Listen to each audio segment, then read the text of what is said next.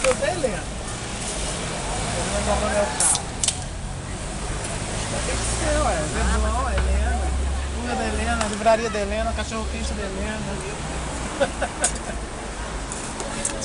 Não é, gente? Tem que ser o cachorro quente da Helena, porque senão você não tá no Leblon.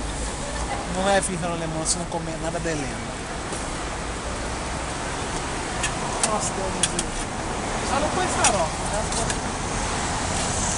Que maravilha. Bom.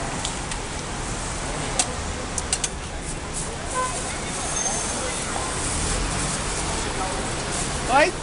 Tudo bem? Oi, amor, tudo bem? Tá gostoso? Fundo musical, bossa nova. Não, porque é mais ou menos.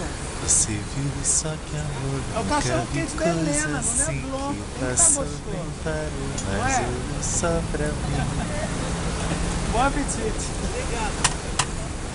Adoro, todo mundo me manda beijo, então já me reconheceram, tá vendo?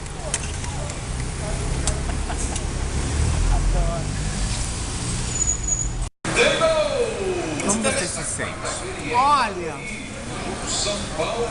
tá uma maravilha comer esse cachorro quente da Helena, do Leblon, com esse ovinho de codorna, Le Grand de Ville, geneticamente mudado. A Helena é finíssima, por isso que eu gosto de comer um cachorro quente da Helena, no Leblon, meu.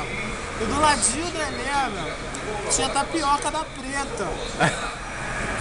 Essa Preta não era do Leblon, mas não sei o que ela tá fazendo, como é de noite. É uma maravilha. Vem, querida, também. Vem você também. Filma ela. Olha. Bora. Ela é um luxo. Adoro você. Olha ela. É ela. Olha o Ed dela com luxo. Ela é moderna, ela é luxo. Ela vai pro YouTube sim, ela é estrela. Gente, é tão bom comer cachorro quente, é uma Bora dançar. Minhas crianças, filmem-se. Ai, que beleza. Tudo de boa, gente.